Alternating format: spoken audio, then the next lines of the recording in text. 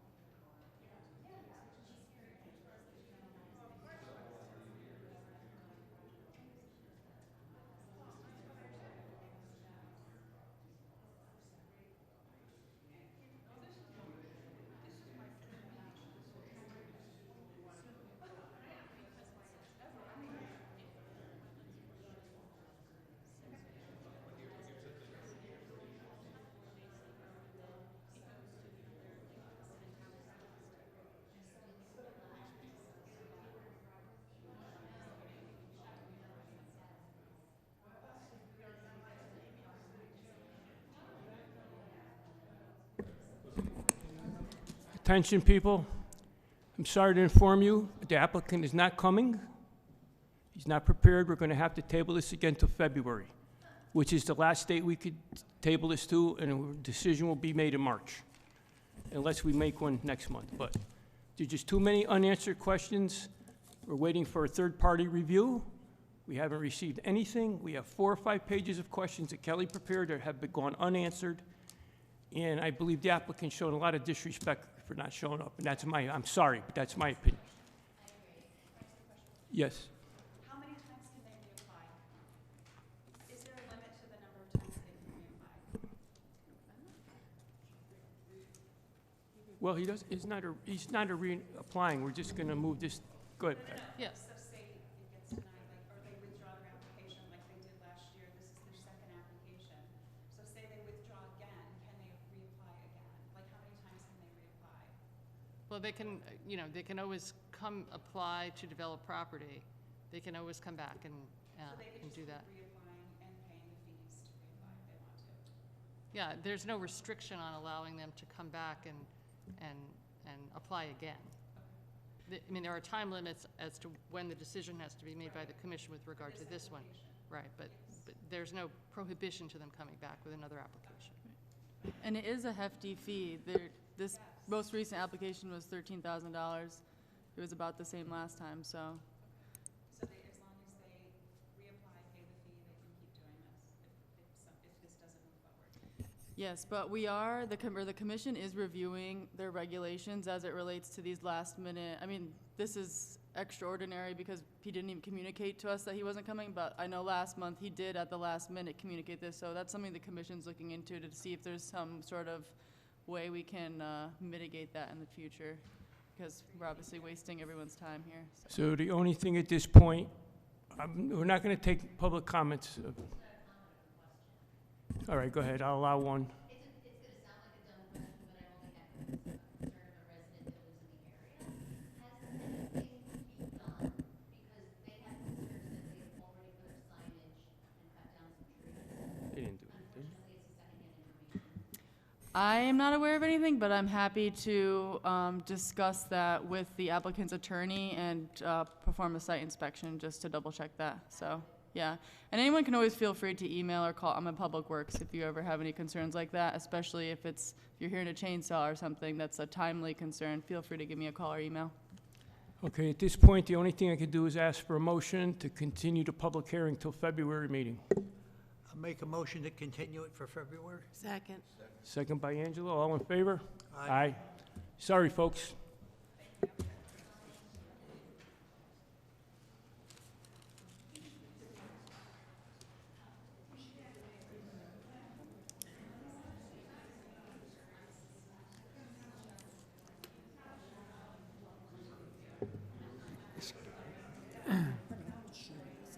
Yeah, go ahead.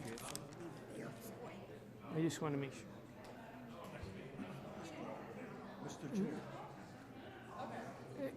Hey, Ed, this question, could we have, because they didn't show up, couldn't we have dismissed it right offhand and, Yeah, let them leave first, Doctor. This is considered a special meeting. Hey, folks, I'm sorry, would you mind, if you're going to talk, please go out in the hallways, because we're just trying to hear. Thank you very much, and again, I'm sorry.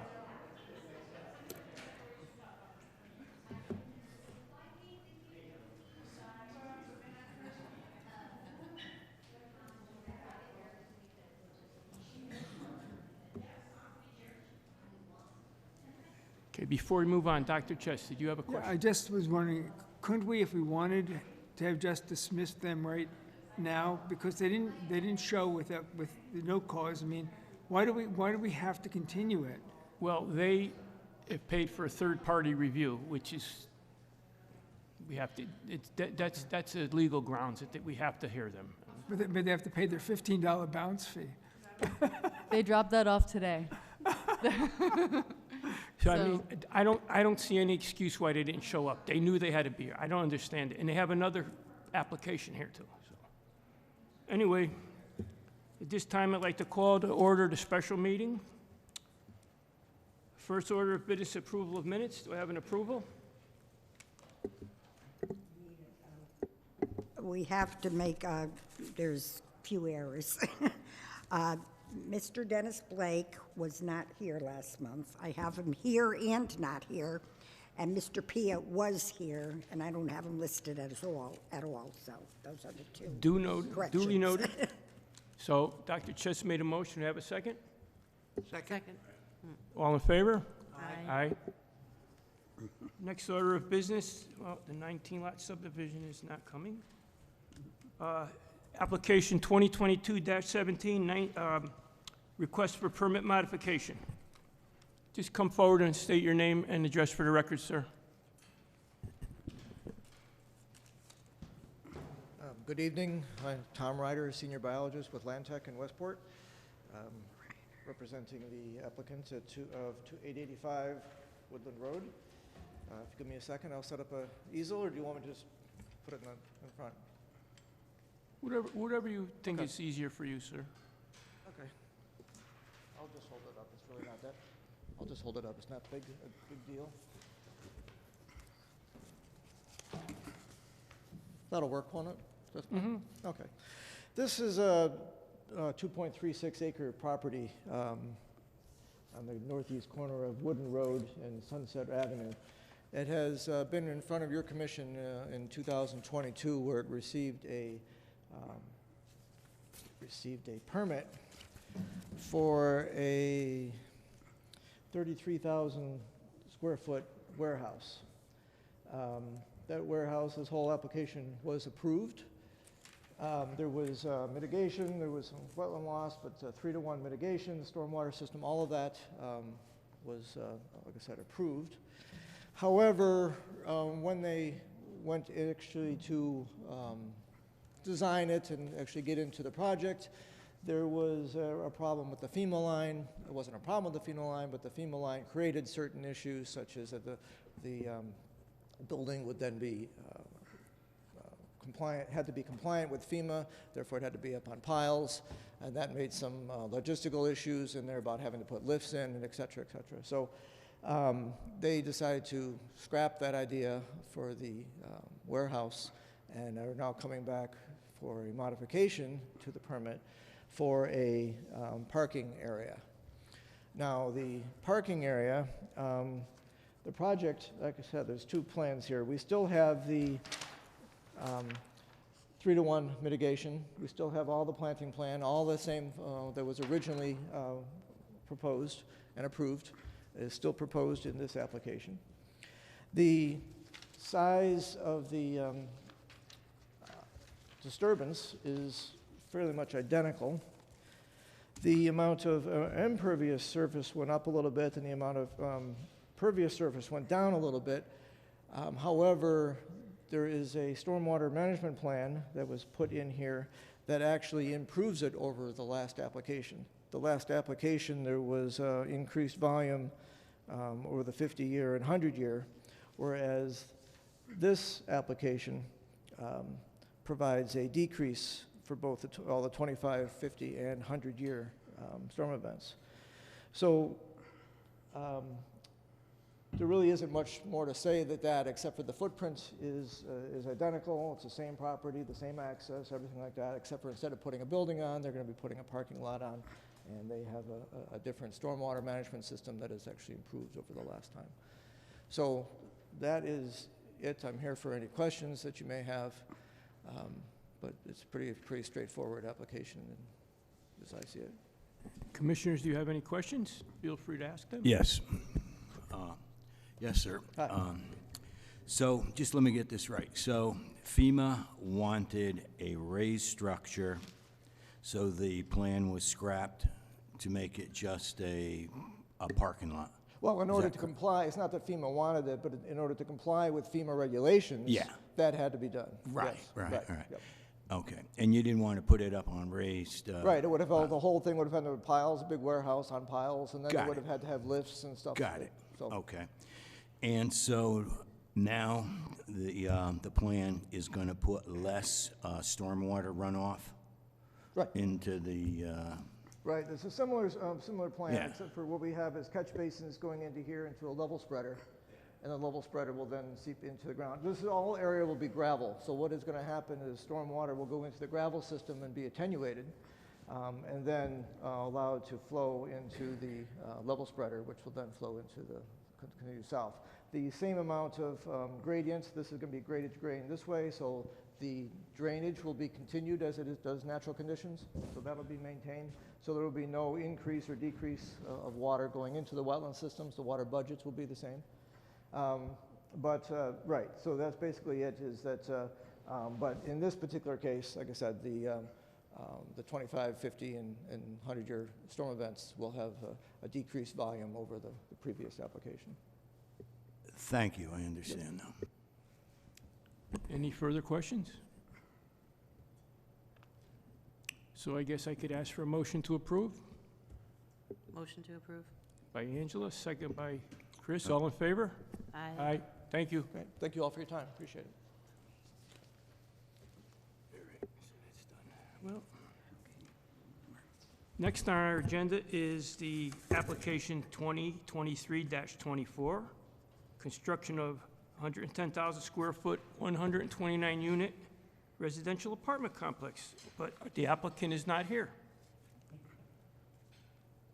So I'm going to ask for a motion to table this till next month. Make a motion to table? Second by Dr. Chess. All in favor? Aye. Aye. Okay. Okay, I guess we're down to new business. Anybody have anything they want to say?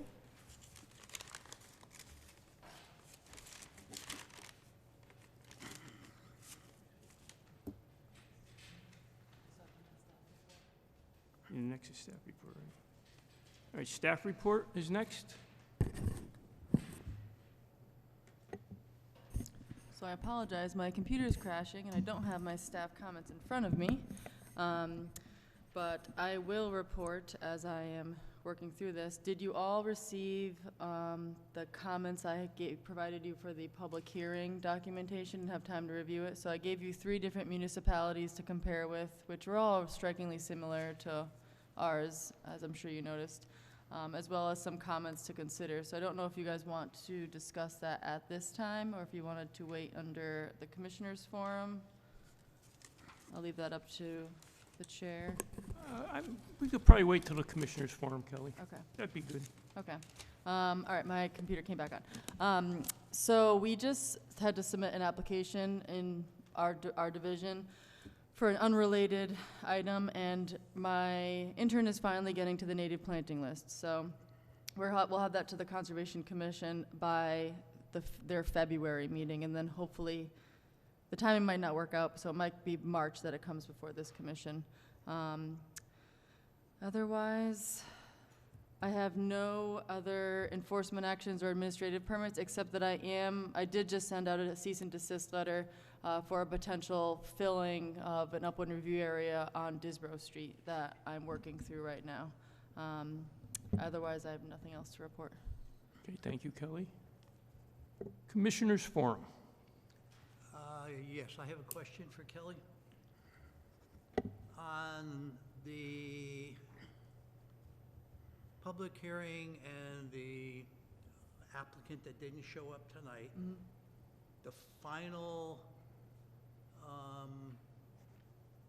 appearance for them is in February? Yes, the final appearance for them, the public hearing has to be closed by our February meeting, and then we do have 35 days after that to render a decision. But the commission may render a decision at that February meeting after the public hearing is closed as well, if they wish.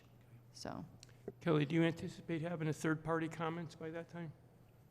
I hope so, but it's going to be tight. From my conversations with the applicant's attorney, they were waiting to respond to my staff comments until they had the third-party review comments.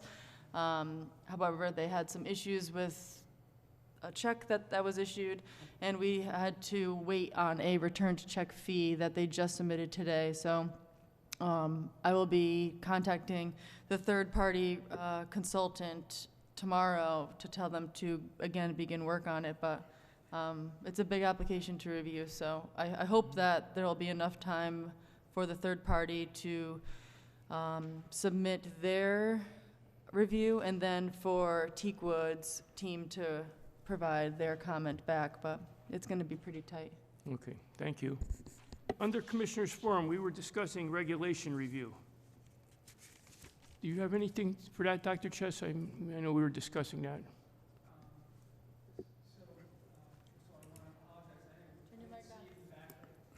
I didn't see in the back of the folder the material that you'd sent, so I feel like I'm in school and not prepared. So I apologize.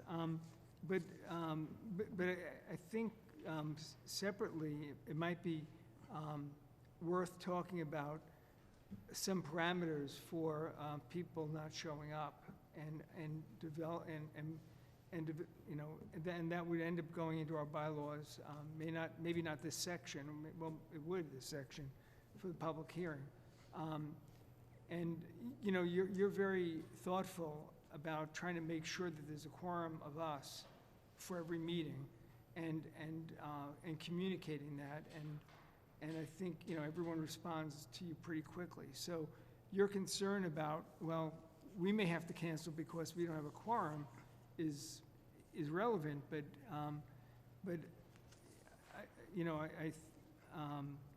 I think even there, if that's the case, 3 or 4 days before, we should announce that we're not going to have a quorum.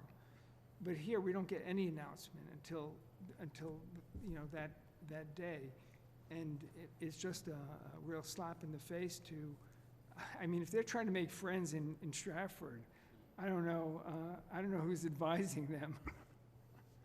So, you know, I don't know exactly how to go about doing it, but I do think we need to create some rule around this, so that so there's either a penalty or or their application is withdrawn and they have to start again, they need to know there's a significant hurdle here, that they just can't not call, not show up, and get away with it. I don't know. I agree, Dr. Chess. I agree. There should be some kind of consequence. Tonight, I don't know how that happened. I've been emailing their attorney on both of their applications. Even today I did, and I said, "See you this evening." No, And no. Oh. How did, for Dr. Chess, how do we make that? I'm open. So, I mean, we could, I think, have a resolution that says that if a person doesn't show up or give us X number of days' notice so we can notify the public, that there's a $1,000 penalty. And it could be waived per the discretion. And Something comes up. Right. Exactly. Right, like if, I know the last go-around, there was an injury or something and the wetland scientist couldn't make it here. So like yeah, that's understandable, and they gave us ample notice, but to cancel at 3 PM the night of the public hearing, it makes it really hard for the town to notify everyone as well, so. Pat, is there any legal remedy? Could we levy a fine? You know, I never thought of a fine, but let me figure out what we can do, because it is disrespectful. Not only that, but when the public prepares to come out, and especially on a night like tonight, and they have all kinds of things that they have to prepare for, and for them to then come out and have the application not go forward, you know, it's disrespectful. And did he say he didn't know he was supposed to be here? What? I texted him first, and then I just called him, and he said, well, I thought it wasn't on for tonight, or was just gonna be accepted, and I mean, I always tell people, I don't even care if it's just gonna be accepted, you should be here to answer any questions people may have, or just to be respectful. So, yeah, so honestly, I don't have an answer. I will say that 90% of the time this does not happen. Right. The applicant's attorney this is very rare for this to happen. Yeah. So I don't know what's going on with them. But at least for the commission to have the ability to impose a fine, right? We could always say, you know, there was, you know, the person came down with COVID, or they got hit by a car, or whatever, and waive it. But at least the message that they get is that they can't just not call. They can't just call us that afternoon. You know, there needs to be a reasonable notice time. You know. Yeah, Pat, if you could look into that, if we. I will. And I mean, ultimately, the remedy is denial, because you haven't had a sufficient amount of time to review. I mean, you are putting professionals under great strain to get the information ready for the next meeting, and then if you have questions, the expectation is that they're not going to just give you an off-the-cuff answer, that they're going to be able to figure out, you know, so they should be doing it in a timely manner. The only reason I felt to give them till next month is because we're waiting for that third-party review, which has been paid for. So, other than that, it's very, you know, it's not good. Mr. Chairman, I have a question. If this process doesn't happen with them in February, I know Kelly mentioned we have a 35-day grace period. The public hearing has to be closed by our February meeting. The 35 days is just to render a decision. Okay. It could be rendered that evening. And no new information may be submitted into the Right. record after that. So at that point in February, if, again, they don't show up and they disregard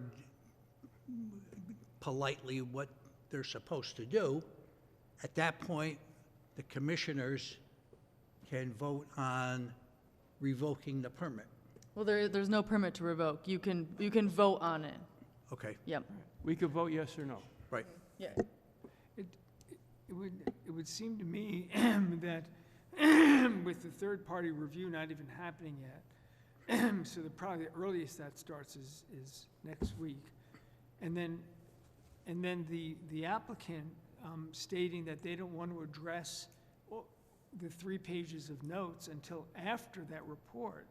I don't see how they're going to get that, and then we don't accept any new information after the close of the next meeting.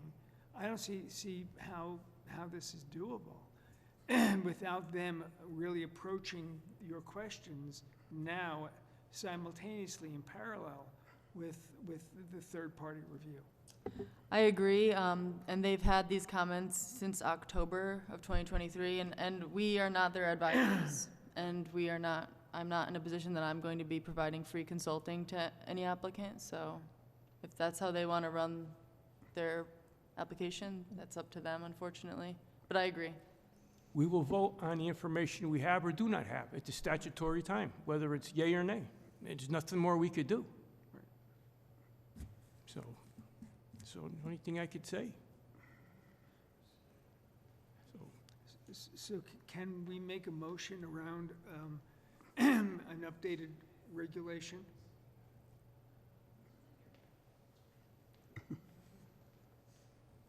In terms of imposing some kind of a fine?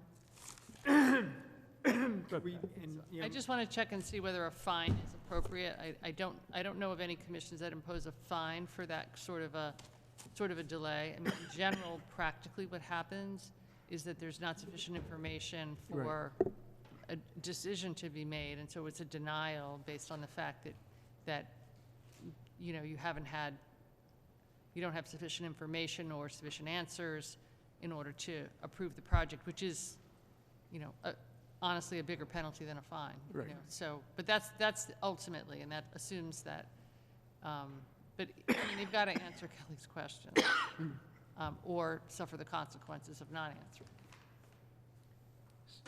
So if we wanted, we could have denied tonight? And then they're out there $13,000? Well, I think that would have been harsh. I mean, I agree with the chairman in terms of saying we do have time left, and we will put it to the next month. And, you know, but I don't disagree that their behavior is tending towards not giving the commission the information that they need in order to make a decision, you know, in order to grant an approval. And so the only choice then is to not approve it. Right, again, my only concern with this, again, is the disrespect that it shows to the community.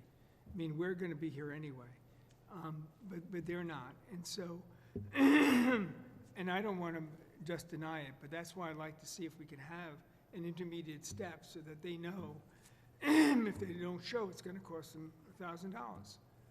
That it's substantial. I'll certainly look at that and see whether that's, you know, permitted under the rules. And the real bad thing was he had 2 applications tonight, not just one, so he had to know he had to be here, you know. And the statutory timeline for 99 Holly Lane has started already because we did receive the application last month. So that's a disservice to his client on that as well. Yeah. The application fee, is that lost if they're timed out?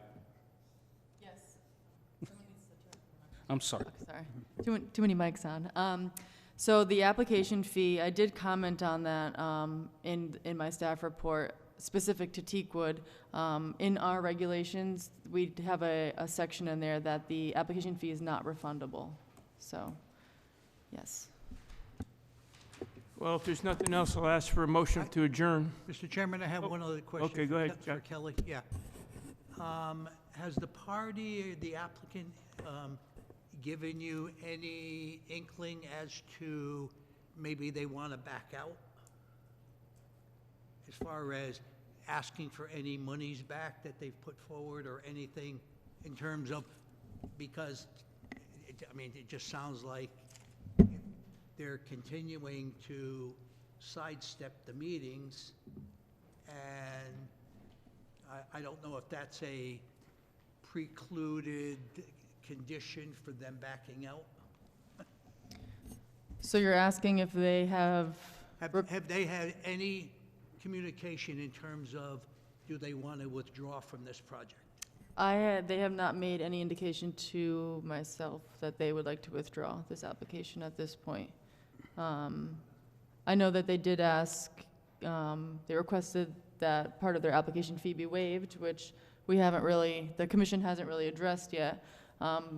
But I think they've already supplied that application fee. I don't think it's refundable at this point, but that's for another time when the applicant is here, I think. So, but other than that, no. No indication that they're going to be withdrawing. Okay, motion to adjourn. I make a motion to adjourn? Second?